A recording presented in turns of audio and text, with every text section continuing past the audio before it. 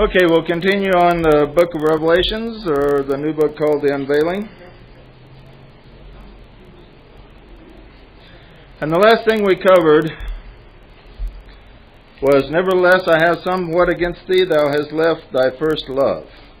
And as we said, recapping here just a little bit, the guy got permission from his inner self to be somewhat of a rebel, rebel from his group, his teachers that were teaching him false things that he found out weren't really true, didn't really work in his life.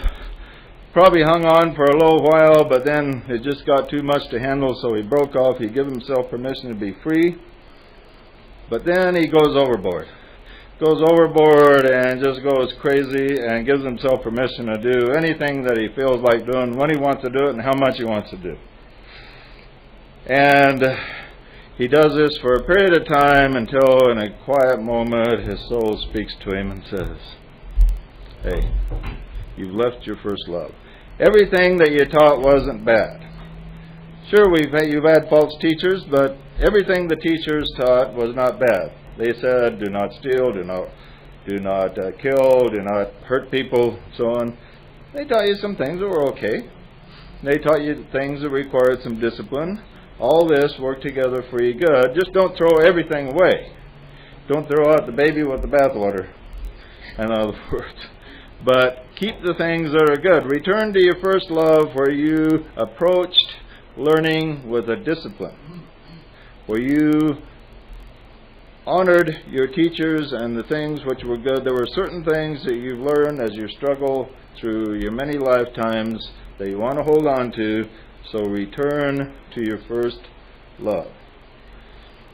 Recognize the things that are false that you have been taught, discard them, but not everything was false. Return and honor that discipline which you learned over the years. And you know, when I look back to my first love was really the discipline I had in the Mormon church. And it was a strong discipline. We had to pay 10% tithing, a bunch of other donations, amounted to about 15% of our income altogether if you added it all up. It took tremendous discipline to do that. We couldn't drink or smoke or drink coffee. A lot of sexual discipline also, and a lot of discipline that and also it stimulated within me a desire to learn and to go beyond what I might have otherwise. And so that was probably my first love. And when you break free from something like that, that seems very constrictive at the time, the inclination is to just go crazy the other direction. And this is what the disciple does. And as we study the labor of Hercules, Tuesday, you'll see that Hercules in his labors made quite a few mistakes also, where he disregarded a lot of things where he knew better. And so we have to return and center ourselves and create that balance in the middle. Then he gives him some more advice. But this thou hast, thou hatest the deeds of the Nicolaitans, which I also hate. It's interesting that the voice of God says that he hates something. Everybody thinks, well, God doesn't hate anything. God just loves everything. But he says he hates these Nicolaitans. And the Nicolaitans were a group patterned after the disciple Nicholas. And he was really a pretty decent guy. He was quite puritanical.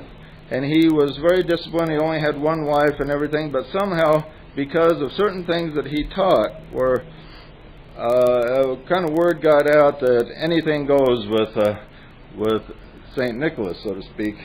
And so his followers, after he was out of the scene, began to distort his teachings and become very promiscuous. But what I think God hated about the Nicolaitans was this, was that they took the teachings of a good man and they distorted them to be exactly the opposite of what he really stood for and what he really taught. He was for sexual purity, and they turned it into sexual promiscuity. Larry and I were talking about Joseph Smith. Same thing might have happened to him. There's a lot of speculation that there's a possibility that he might not have had all the physical relations with wives that he was accused of, yet everybody that followed him says we're going to practice polygamy and have lots of wives because that's what Joseph Smith wanted us to do. Well, this is what happened with the Nicolaitans. They took a man that believed in sexual purity, only had one wife, and they distorted his teachings to have lots of wives, concubines, lots of sexual relations, everything goes. And so I think it doesn't say what God hated about him, but I think what God hated about him was they took a good man's teachings and they turned them completely upside down. Has that happened before in history that we know about? Has it happened with, say, Jesus' teachings on love, for example? I mean, how about the Christian church that burned everybody with fire that asked a question, the wrong question, in the name of Christ? And they said, well, this was an act of love to do this to these guys because it purified the church, so to speak. Was that turning the teachings of Jesus upside down?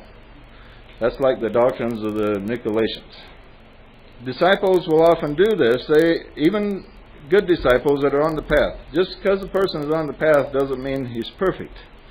But there is one thing that a person learns on the path is to see he saw two things that were really wrong.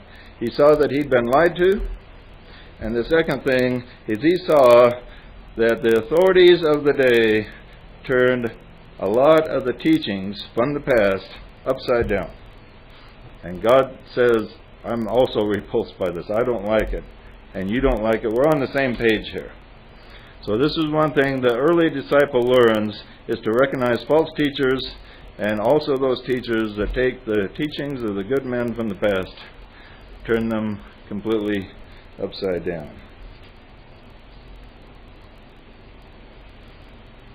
Then it ends with this. He that hath an ear, let him hear what the Spirit saith unto the churches. To him that overcometh will I give to eat of the tree of life, which is in the midst of the paradise of God. Now it uses an interesting word here that's a little bit controversial in some circles. To him that overcometh. This is one area where a lot of New Agers are in illusion, is they don't think we have to overcome anything. They think everything should be effortlessness. And to those who think that, they need to read the title page of the Tibetan's works. And he points out that he has struggled and fought his way to the place on the path where he is, and that we must do the same. In other words, where he is, he had to get there through great struggle and effort. Nothing that is worthwhile comes without struggle or effort. But everybody and every belief system creates a shortcut so the path is easy. How do the born-again Christians do this? What kind of shortcut they got? Saved by grace. Saved by grace, all you got to do is say, Jesus is Lord, hallelujah. No, you go to a priest and let the priest do it for you. Oh, we're Catholic? Yeah, in the Catholic Church, the priest will do it for you. Right? Spirit. Really easy, right? Just Jesus is Lord, that's it. Now, unless you got the wrong view of Jesus. If a Mormon says Jesus is Lord, that's not good enough because you don't believe in the right Jesus. So, so it's interesting how they have this. Now, every religion has their shortcuts to heaven. You start looking into them. Some of them have a little less shortcuts than others, but they all got these shortcuts. But the New Agers are the same. Eckankar has this big shortcut. They believe there's about 7 and 9 levels to the highest God, and we can bypass all of our incarnations if we follow the Eckmaster. He will guide us through soul travel out of the circle of incarnation, and we can, if we got 500 lives to go, we can just skip them all. All we got to do is subscribe to their belief system.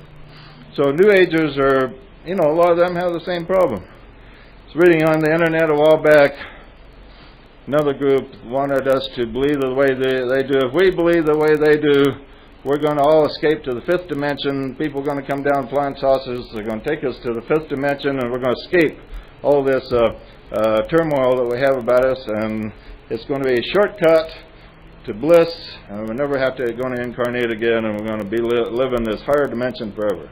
Yeah. You know, sure, there's 1,001 illusionary shortcuts, but did Christ himself teach us a shortcut? And that would be? That would be how to overcome our karma through doing good. Not really. He said not one. He says not that every jot and tittle has to be paid for, even to the last farthing. Yes. But he taught certain things, ways to pay it off. We can pay off our karma through service, but just like paying off a loan at the bank. If you owed $1,000, there's no way you're going to get out of paying that $1,000 plus interest. But if you got a job that makes $10 an hour and have an opportunity to have a job that makes $50 an hour, you can pay off that loan a lot faster with the job that makes $50 an hour. Yeah, that's a shortcut, but most of the shortcuts teach bypassing the karma, where it just drops by osmosis or something. But there are shorter and quicker ways to do it, but not the way a lot of them teach, where if you follow this particular leader, all your karma is just going to dissolve or something like that. You know, that's the main thing. That's the type of shortcut that is an illusion. But like I say, there are legitimate shortcuts, like if you're paying off a loan at the bank and you can make $50 an hour, you can pay it off a lot quicker than the guy making $10 an hour. In the same way, if you're doing a service that serves 1,000 people and stimulates them, you can pay off karma a lot faster than the guy who's only serving 10 people in some way. And we pay off our karma with service. Karma is really cause and effect, meaning that if you create hurtful deeds, you create hurtful effects, and that accumulates and will come back to haunt you, and you have to recompense for it somehow.